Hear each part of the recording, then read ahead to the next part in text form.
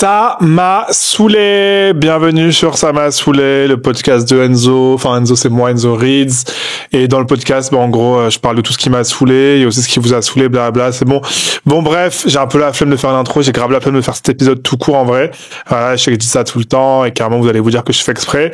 Mais, écoutez, il est 21h48 pour changer. Je le fais au dernier moment. Ça sortira dans quelques heures. Mais pour tout vous dire, j'ai eu un avion aujourd'hui. Vous allez me dire encore.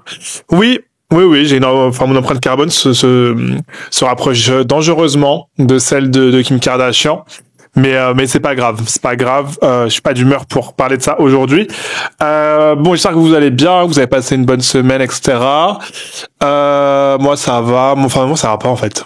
Je suis grave fatigué, je suis grave saoulé pour des raisons vraiment diverses et variées et on va en parler aujourd'hui. J'ai pas d'intro donc je fais des bruits avec ma bouche. Faut que je trouve peut-être une intro musicale. En commentaire d'ailleurs, dites-moi, est-ce que vous aimeriez bien avoir une petite intro musicale, avoir des petits jingles entre les parties et tout? Genre, est-ce que je devrais dépenser de l'argent pour ce podcast? Moi, ça me ferait chier, je vais pas vous mentir, ça me ferait vraiment extrêmement chier. Ou est-ce qu'on peut juste continuer comme ça? Voilà, dites-moi en commentaire. Moi, perso, j'aime bien commencer comme ça, mais si vous avez des requêtes, des doléances pour ce podcast, n'hésitez pas. Mais pas des trucs trop chers parce que j'ai pas d'argent. Enfin bref, on commence avec l'actualité. Voilà, pour les nouveaux, on commence toujours avec l'actualité. L'actualité, j'étais un peu déconnecté parce que j'étais à Prague. J'étais en train de rencontrer Dan Marron d'ailleurs, qui est hyper gentil. Dan Brown, pour ceux qui n'ont pas la ref. C'était trop bien. Franchement, c'était trop bien. J'ai kiffé. Merci à JC Lattès pour JC Lattès, c'est pas mon copain, c'est une maison d'édition. Pour cette opportunité qui était fantastique. En fait, je m'attendais pas que ce soit un truc de ouf comme ça. En fait, les soirées étaient crazy. On a fait un bal dans un palais à Prague en l'honneur de Dan Brown, genre pour un livre. C'était inédit, c'était génial. J'ai vraiment adoré l'expérience. Donc voilà, ça on commence par le positif et maintenant on va parler que du négatif. Aussi, si je parle avec le nez ou je sais pas quoi, c'est parce que je suis enrhumé la putain de sa grand-mère. Voilà, même pas sa grand-mère, son grand-père, son arrière-grand-père, là, je suis enrhumé. Et c'était sûr que ça allait arriver, parce qu'en fait, c'est bon, mais en fait, j'ai plus envie, j'ai même pas envie de faire l'épisode, tu vois, j'ai même pas envie, je vais l'arrêter, c'est bon, j'ai plus envie. Mais bon, bref, faut bien que quelque chose sorte demain, parce que voilà.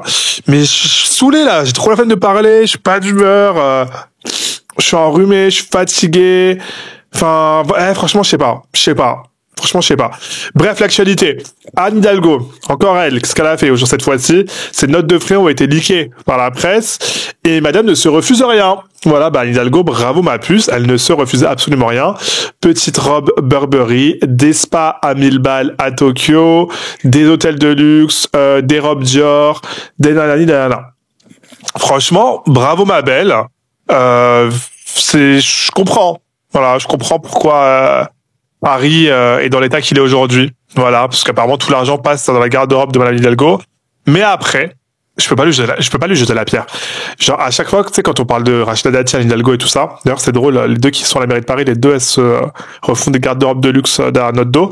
Je me dis, je serais pas mieux qu'elles. Et c'est d'ailleurs pour ça que je ne me présente pas à des postes politiques. Enfin, c'est pas la seule raison, c'est tout simplement parce que je ne suis pas qualifié. Mais moi, je sais très bien que si demain tu me donnes du pouvoir et une carte de crédit qui est reliée à des fonds illimités, genre les fonds de Paris ou les fonds du gouvernement, ça va trop mal se passer. Ça va trop mal se passer. D'ailleurs, je suis convaincu que si un jour je deviens chef de l'État, il y a de fortes chances que... Non, vous savez quoi, je vais pas dire ce que je vais dire après, parce que on sait jamais. On sait jamais de quoi l'avenir est fait. Peut-être que dans 20 ans, je serai en train de me présenter aux élections présidentielles. Il y a quelqu'un qui ressortira cet enregistrement en disant vous avez vu Enzo quand il avait dit que je sais pas quoi et à cause de ça je vais parler d'élection. On sait jamais guys, on sait jamais de quoi l'avenir, le futur, tu m'oublieras. Est-ce que cette chanson déjà j'ai déjà vu, j'ai pas déjà fait dans un épisode précédent ça. Bref, je vais pas articuler aussi Je vais pas articuler pendant déjà que j'articule pas de base. Enfin, je vais faire un effort, mais franchement, déjà, je suis enrhumé, je suis fatigué, je suis à ça de couper, là. Là, je suis à ça de pas vous le faire, cet épisode de merde. Mais je vous respecte trop pour ça. Donc voilà. Donc bref, oui, Anne Hidalgo, ça refait toute sa garde-robe. Mais moi, ce que je disais, c'est que voilà, si j'avais une carte de crédit me permettant, de faire le shopping comme ça, gratuitement, entre guillemets, la vie que ça, je serais avenue Montaigne tous les jours. Tous les jours, tu me verrais. Déjà, je ferais grave des voyages. Je dirais que c'est pour aller, surtout quand t'es mère. Moi, je ferais que des voyages en note de frais. Je ferais en mode, bah, là, je vais à Punta Cana pour rencontrer la mère de Punta Cana, pour voir un peu, bah, ce qui se fait là-bas et tout ça. Je serais insupportable. Je serais insupportable. Donc, je peux pas lui en vouloir, mais en tant que, mais de toute façon, en plus, ça me regarde même pas en vrai. Je ne suis pas un administré de Paris. Je n'habite pas Paris. Voilà, je n'habite pas Paris, donc, j'habite en banlieue. Donc, bon courage aux Parisiens. C'est dans ça que vos impôts partent. Et c'est bien fait pour vous, ce que je vous dise. De toute façon, ça va pas être mieux, avec les prochaines élections. On va avoir le choix entre la peste et le choléra. C'est comme les élus communistes, on apprend au bout de 48 heures après qu'ils se présentent aux élections qu'ils ont des résidences à plus d'1 million d'euros dans Paris. Donc bon, enfin bon. De toute façon, qu'ils aillent tous se faire foutre. Tous autant qu'ils sont. Il n'y en a pas un pour rattraper l'autre. Donc ils aillent tous crever et que et voilà. Et vivons en anarchie totale. Voilà. Et puis on verra ce qui se passe. De toute façon, c'est tous des pourris. Tous des pourris autant qu'ils sont. Bande de merde. Donc voilà. Bon, et là vous allez vous dire, Enzo, t'as l'air grave saoul aujourd'hui. T'as l'air vraiment plus saoulé que d'habitude. Parce que c'est vrai que j'étais quand même d'humeur assez guillerette les derniers épisodes. Là, je vous cache pas que je suis hyper saoulé parce que, encore une fois, il y a quelqu'un qui m'a gâché ma vie et enfin, c'est pas quelqu'un, c'est plus une entité, une entreprise qui gâche ma vie très souvent, très souvent. Mes chats veulent se tabasser, mais c'est pas grave, tabassez-vous et entretuez-vous. Qu'est-ce que vous voulez que je vous dise? Moi, je suis pas d'humeur. Demain, je dois me lever à 7 heures pour aller faire une séance de sport. Ça va pas, ça va pas. Donc, bref, l'entité qui a gâché ma vie, encore une fois, ben c'est bien entendu Air France. Voilà, Air France. Moi, je m'en fous. Il y a même quelqu'un, genre dans mon équipe, qui m'a dit non, mais Enzo et tout, évite de parler d'Air France. On sait jamais s'ils veulent travailler avec toi et tout. Mais moi, je veux pas travailler avec eux. Moi, ça y est, je veux pas. En fait, à part, enfin, on verra. On verra la somme qu'ils me proposeront et si je peux avoir des vols gratuits. Là, faudra juste faire genre qu'on n'a pas entendu ce que je viens de faire à ce podcast. Mais en fait, je suis trop saoulé. J'en ai marre. Vous le savez, j'ai pas mal voyagé cette année. Dieu merci, alhamdoulilah.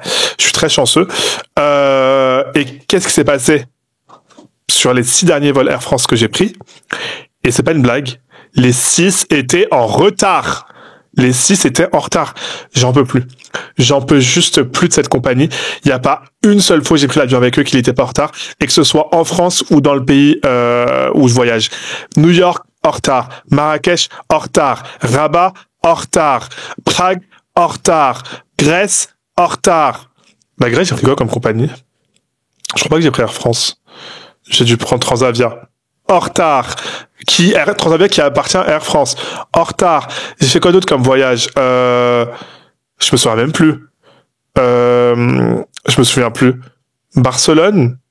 En retard. Non, Barcelone, je crois qu'on est parti en avance. Bref, tout le monde, tout le temps en retard. Pour aller à Séoul, en retard. En retard à l'aller, en retard au retour. J'en ai marre. Moi, je sais pas. Et en plus, vous savez ce qui m'énerve le plus avec eux, c'est que quand ils s'excusent pas vraiment. C'est vraiment des Français. Ils te font du gaslighting. Ils sont en mode, bah écoutez, on est désolé pour ce retard, mais franchement, c'était pas notre faute, c'était à cause de oh, mais vous excusez pas, en fait, c'est pour dire ça. Certains, vous avez pas envie de vous excuser. Mais c'est la faute de qui? Moi, je m'en fous que l'avion, il avait un problème technique, que ce soit un problème opérationnel, que ce soit un problème d'aéroport, que ce soit un problème de ta mère, que ce soit un problème de ton père, que ce soit un problème de ton gros cul, que ce soit un problème de ta grosse tante. J'en ai rien à foutre, en fait. J'en ai rien à foutre.com. Moi, je prends Air France, j'ai payé pour Air France, donc les problèmes, c'est la faute d'Air France. Voilà, c'est tout. Moi, j'en ai marre. Vous m'avez saoulé. C'est insupportable. Genre, j'en ai pleuré, en fait. Là, je suis en crash out total. Je suis en mental breakdown. Parce que là, j'ai 2 heures. Je devais arriver à 16 heures à Paris. À 16 heures. Je suis arrivé à 18h30. Mais vous croyez que j'ai que ça à faire ou quoi? Et j'ai dû prendre le RERB. Oh mon Dieu, j'ai pleuré. J'ai dû prendre le RERB. Non, mais vraiment, vous vous rendez pas compte à quel point ma journée elle est pourrie là en fait. Vraiment, là je parle comme un pourri gâté parce que je reviens de voyage. Je suis chanceux et tout. Mais en fait, je sais qu'un retard de 2 heures, c'est pas la mer à boire. C'est pas grave. C'est que dalle. Mais en fait, quand je vous dis que too much is too much. Voilà. Juste cette journée, je peux plus. Je suis très fatigué. Là, enough is enough.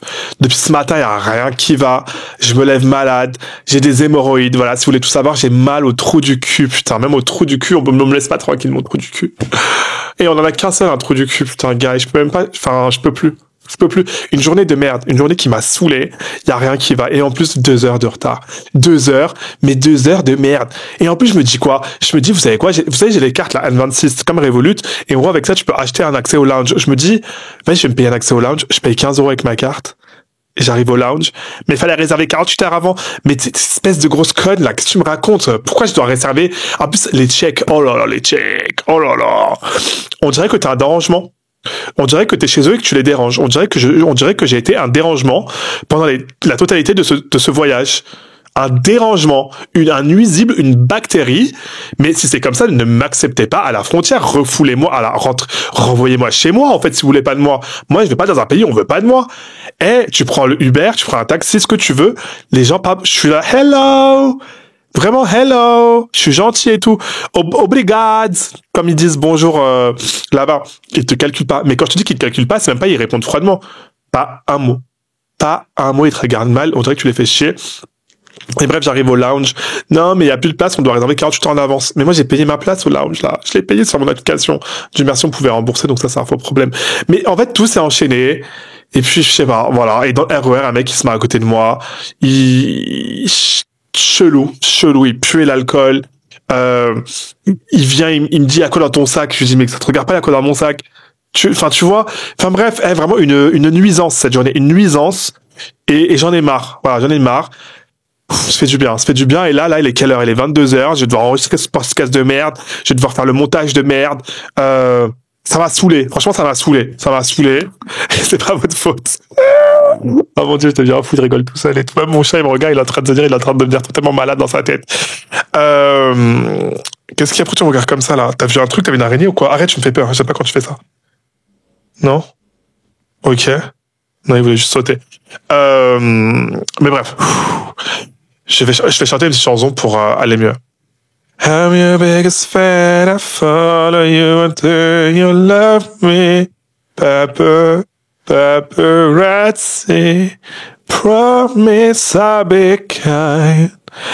And I won't stop until that boy is mine. I'm your biggest fan, I follow... Et c'est long en plus, hein. You love me, paparazzi. Bref, c'est bon, ça va un petit peu mieux. Faut que je me focus sur le positif. Par exemple, le positif, c'est que j'ai écrit un truc, voilà, j'avais envie d'écrire, j'en dirai pas plus, et je l'ai posté sur Substack. Voilà, j'ai un Substack, ça fait grave longtemps avant que ça devienne à la mode. By the way, j'avais une newsletter, les vrais s'en souviennent, que j'ai totalement abandonné, et j'étais à Prague, dans le bar, j'étais à mon 4e cocktail, et j'étais d'humeur un peu créative, du coup j'ai écrit un truc, et il y a un de mes auteurs préférés, mais genre un auteur Gallimard, s'il vous plaît, qui m'a envoyé un message, qui m'a dit, mais Enzo, tu dois en faire un roman, c'est trop bien écrit, et tout ça, il m'a donné plein de conseils. Quand je vous dis que ça m'a touché énormément, ça m'a trop donné la force de me battre. Donc voilà, si vous voulez aller voir, c'est sur mon Substack, vous tapez pardon, j'ai roté, j'ai fait quoi là? C'est le démon qui sort de mon corps. Imaginez un jour, j'apprends que je suis possédé, genre. Ça expliquerait tellement de choses. Quand j'étais jeune, il y a des membres de ma famille qui ont essayé de faire un exorcisme sur moi parce que j'étais homosexuel. Et ils pensaient que j'avais le démon en moi et tout. Ouais, c'était bref, des barres, n'importe quoi. Oula, ouais, voilà, moi, à partir du moment où Vous savez quoi? Je vais faire une pause de 5 secondes. 1, 2, 3, 4, 5. On passe à autre chose. Le sujet suivant, c'est les bébés reborn et tout ce qui est reborn. Et en fait, pour ceux qui sont sur Instagram et pas sur TikTok, vous avez pas vu, parce que j'ai dû supprimer la vidéo parce que je me suis fait insulter. Et moi, j'aime pas me faire insulter. Parce que j'ai posté une vidéo du Storytime où je disais que j'avais vu un bébé reborn dans le métro et tout ça. Et j'ai reçu plein de DM de gens qui étaient en mode, non mais t'as pas honte, les gens qui font ça, c'est parce qu'en fait, ils ont perdu des enfants et tout ça et tout ça. Ok. Bon, je veux bien l'entendre. Du coup, ça bloque un petit peu tout le propos que je voulais avoir après, parce que je voulais grave me moquer des bébés reborn et dire que c'était horrible et que ça me faisait trop peur et que ça me dégoûtait. Mais j'ai trop peur que... Je sais pas. Dites-moi en commentaire, vous en pensez quoi des bébés reborn? Est-ce qu'on peut s'en moquer ou pas? Je sais pas. Mais non, on va pas se moquer des femmes qui ont des bébés reborn, parce que les gens se moquent pas des femmes et on sait pas par quoi elles sont passées. Même si à titre personnel, ça me dégoûte. Le baby reborn, je tiens à préciser, je trouve ça vraiment répugnant et c'est dégueulasse. Mais après, je juge pas, hein. Je juge pas, chacun fait ce qu'il veut et tout, juste ça me dégoûte. Mais le bébé, tu vois, enfin, pas l'action enfin bref. Mais j'ai vu une meuf sur TikTok, une mamie, et je sais pas si je suis partagé entre l'admiration et fermez-la moi tout de suite. C'est une dame d'un certain âge, qui pourrait avoir entre 40 et 90 ans. C'était assez difficile à voir avec son faciès parce qu'elle avait l'air assez marquée par les épreuves de la vie malheureusement. Du coup, je lui souhaite beaucoup de bonheur et beaucoup je lui souhaite plein de choses à cette dame, vraiment plein de choses, en tout cas que des choses positives. Mais cette dame, en tout cas, elle s'est illustrée sur TikTok récemment parce qu'elle s'est prise en vidéo en train d'emmener son bébé reborn aux urgences, et donc elle s'illustrait aux urgences, d'un vrai hôpital, pas d'un hôpital reborn, d'un vrai hôpital où elle faisait chier tout le monde avec son bébé reborn. Bon, moi autant te dire que si je te vois aux urgences et déjà que les urgences, tu restes au moins minimum 9 heures aux urgences, à cause de ce gouvernement de merde, ce pays de merde. Si en plus je vois que devant moi il y a une meuf qui a un faux bébé, un bébé en plastique dans sa main, le bébé je le fais fondre devant ses yeux. Voilà. Et là, peut-être qu'elle aura une excuse pour acheter un bébé reborn. Mais le bébé reborn, je le fais fondre devant ses yeux, ou je lui jette à la gueule, je sais pas. Ou je l'écrabouille, je saute à pieds joints sur la tête du bébé, et je lui dirais alors, il a peur de pleurer ton bébé là. Il pleure ton bébé de merde, il pleure pas. Tu vois ce que je veux dire? Donc voilà, ça c'est dans le cas hypothétique où je rencontre bébé reborn aux urgences. Et là, récemment, j'ai vu que cette businesswoman, moi j'appelle ça une businesswoman, et je trouve qu'elle a une part de génie en elle, elle a ouvert une crèche pour bébé reborn. Moi, je trouve ça fantastique personnellement, parce qu'en fait, je me rends compte que tout ce qu'elle a fait, c'était sûrement un plan marketing pour se faire voir, et maintenant, elle va ouvrir une crèche pour les bébés reborn, et c'est un marché qui mérite d'exister, et je trouve ça hyper intéressant. Et maintenant, la crèche pour bébés reborn, elle s'ouvre aussi aux animaux reborn. Là, je vous cache pas que je suis un peu plus dubitatif, parce qu'autant les bébés reborn, on voit clairement que ce sont des bébés très, très, très réalistes, donc c'est pas des simples Bello si vous voulez. Mais les animaux reborn, je les ai pas encore vus. Maintenant, je vais les chercher d'ailleurs sur Google, mais moi, je pense que, quelle est la différence avec une peluche, quoi? Tu vois? Attends, regardez, je tape sur Google, animaux reborn, et c'est quoi cette merde? Mais c'est... Oh mon Dieu. Oh, alors, autant vous dire que je le mettrai pas au montage parce que j'ai pas que ça à faire. Mais je vous montre pour ceux qui ont la caméra. C'est un singe reborn qui est terrifiant. Mais c'est un cochon reborn. Ah, s'il vous plaît, regardez la caméra si vous pouvez. C'est quoi ça? C'est quoi ça? Oh mon Dieu, ça fait trop peur. Oh là là, je vais faire des cauchemars. Oh mon Dieu. Là, je suis terrifié. Bon, voilà. Oh merde, j'ai verrouillé mon téléphone alors qu'il y avait tout l'épisode, quoi. Donc voilà. Attendez, mon mec qui vient de faire éruption dans le salon. Tu fais quoi? Podcast, ça, gros, je peux ça. Oh, moi aussi, je t'aime. Bon, c'est un peu nul. Je trouvais qu'il aurait pu dire quelque chose d'un peu plus intéressant, un peu plus drôle, mais tu veux dire quelque chose ou pas? Il m'a dit demain, fais la lessive. Autant vous dire que je n'aurai pas le temps et pas l'envie. On reprend. Un autre truc qui m'a grave saoulé. Bon, la personne visée se reconnaîtra, mais je m'en fous. C'est les gens qui te font des réflexions, qui te disent un truc genre, non, mais qu'est-ce que t'as l'air énervé, ou je sais pas quoi. Ah, mais, tu sais, ils vont te faire une réflexion. Et après, quand tu vas leur dire, genre, quand tu vas t'énerver à cause de la réflexion, parce que moi, je déteste qu'on me fasse des réflexions, déjà des réflexions tout court, parce que voilà, ça va faire, je m'en fous de ta vie. En fait, grave, j'ai plus envie de parler. Je suis désolé, c'est combien de temps que je parle là? 19 minutes. Mais je crois que c'est assez. C'est vraiment, j'ai la flemme, ça. Plus je parle, plus c'est de la merde, plus j'ai pas envie. Mais, je vais quand même aller au bout de mon propos, mais en gros, ouais, les gens qui sont en mode, ouais, j'ai pas envie de parler. Enfin, je sais pas, là, j'ai pas la force, j'ai plus l'énergie, je suis hyper fatigué, en fait. Je suis le pire podcasteur du monde. Parce qu'en fait, je vous rassure, vous me faites pas chier du tout, vraiment, c'est un plaisir de faire ça pour vous. Mais moi, vous le savez, mon podcast, il est très nature peinture. Ça veut dire que tout ce qui me passe par la tête va malheureusement être transcrit sous format audio via ce micro. Mais ouais. Franchement, ouais, j'ai pas trop envie de continuer aujourd'hui, mais on va continuer quand même. Parce que j'ai envie d'aller jusqu'au bout et je vous respecte trop pour poster que 19 minutes de podcast. Et en plus, il y a aussi votre truc à vous, ce que vous voulez faire. Ah, d'ailleurs, attendez, tant que j'y pense. Joyeux anniversaire à Sylvia Pereira. Joyeux anniversaire.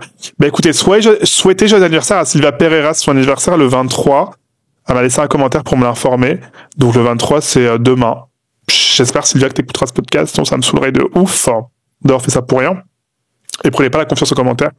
Je vais pas le faire à chaque fois. Bon, pourquoi pas. Franchement, ça peut vous faire plaisir. Moi, je suis là pour vous faire plaisir. Donc, bref, ce qui m'énerve, en fait, c'est les gens. Ils sont là, ils te font des réflexions, et après, quand tu réponds à cette réflexion, ils sont en mode, ah, mais je rigole, alors pas besoin de t'énerver. Mais va niquer ton père, en fait. Va crever, je sais pas, saute d'un pont, qu'est-ce en train de me casser les pieds, là. Tu me fais une réflexion, et quand je réagis, t'es en mode, je rigole, mais c'est pas drôle. T'es un clown, Coluche. Oh là là. Coluche est revenu de parmi les morts. Il est revenu, voilà. Il est pas mort, Coluche n'est pas mort, alerte info. L'Express titre, Coluche n'est pas mort. BFM TV, édition spéciale, Coluche n'est pas mort. Il a été réincarné sous la forme d'une grosse merde. Ben, c'est toi la grosse merde, en fait. Qu'est-ce que tu me casses les pieds? Ah, mais ça va, je rigole, hein, pas besoin de t'énerver. Mais c'est quoi que tu veux croire? Que tu veux que je te tue? Est-ce que tu veux que je te tue? Que je finisse en prison? À haute sécurité? Voilà, donc, pas de trucs comme ça, s'il vous plaît. Soit vous allez au bout de votre réflexion, soit vous me dites rien. Et je trouve qu'on a perdu, voilà, c'est un truc que je voulais dire, c'est qu'on a perdu l'art de fermer sa gueule. Les gens, ils savent plus fermer leur gueule. C'est inédit. Moi, j'ai appris j'ai appris à faire un truc dans la vie, c'est que j'ai appris à fermer ma gueule. Il y a plein de fois où il y a plein de moments dans la vie où j'ai vraiment envie de l'ouvrir. J'ai envie d'ouvrir ma gueule. Vraiment, j'ai envie d'ouvrir ma gueule. Mais je me dis, mais pourquoi faire? Ça va être une perte de temps, d'énergie, de salive, d'énergie vitale. Tu vois? Donc, je me dis, je ferme ma gueule. Et il y en a qui ont pas ce réflexe. Toujours à vouloir bla, bla, bla, bla, bla. Oh mon Dieu, mais fermez-la. Ou parlez tout seul, ou parlez dans votre tête, je sais pas. Oh, ça m'a saoulé, ça m'a saoulé. Ça m'a saoulé. T'es là, ah, mais je rigolais, pas besoin de t'énerver, mais ferme-la! Oh là là! Enfin bref, c'est l'heure de ce qui vous a saoulé. Maricia nous dit le prix de la lessive. T'as grave raison. Ouais, je suis d'accord. Hein. Abuser le prix de la lessive. Mais il y a plein de trucs comme ça. C'est cher, tu sais pas pourquoi. Genre la lessive, les croquettes pour chat, les miroirs. Je sais pas. Ouais, ça m'énerve de ouf. J'entends trop ce que tu dis. J'entends trop ce que tu dis. Je sais pas, plus de... Enfin, en fait, quand j'ai choisi ton commentaire, j'étais en mode, ouais, je vais pouvoir dire plein de trucs drôles dessus. Mais là, je vous cache pas que... j'ai un peu la flemme d'argumenter. Louise nous dit, les romans à plus de 20 euros TTC. Ah, ce commentaire, j'ai choisi parce qu'il était intéressant. Bah, bien sûr, moi, je suis d'accord que, bah, c'est cher, les livres, et que ça doit être accessible au plus grand nombre. Mais je me suis fait des réflexions. Et je suis pas un avocat pour augmenter le prix des livres, mais au contraire, moi, le moins cher, c'est mieux, ça m'arrange pour tout le monde. Mais c'est vrai que, en fait, je me disais quand même qu'on est hyper sévère par rapport au prix des livres, parce que quand tu y penses, écrire un livre, ça, pour certaines personnes, ça prend des années. C'est des heures, des centaines, voire des milliers d'heures de travail. On est d'accord sur ça. Dites-moi en commentaire ce que vous en pensez d'ailleurs. C'est-à-dire des milliers d'heures de travail. Imaginons que j'ai mis 1000 heures à écrire un livre, et que si j'étais payé au SMIC, c'est-à-dire, j'ai une bêtise, je sais même pas c'est quoi le SMIC horaire exact, mais bon. Enfin bref, tu vois, le SMIC horaire fois 1000 heures, bah le prix du livre, il devrait être plus cher. Ça devrait être le prix du livre, le prix de mon travail. Tu vois ce que je veux dire? Je sais pas si tu vois ce que je veux dire. Et donc du coup, je me dis, mais en fait, on a trop normalisé le fait qu'un livre, ça coûte le prix que ça coûte, et que c'est pas censé coûter pas cher, mais derrière le travail fourni, je me dis, c'est censé quand même coûter plus cher, même si je veux pas que ça coûte plus cher. Mais je sais pas si vous voyez la réflexion, c'est comme un tableau. Un tableau, c'est des heures et des heures de travail. Ça choque personne, on les vend pas à 19 euros, il y a pas de prix unique pour les tableaux. Ça se vend à $1 milliard.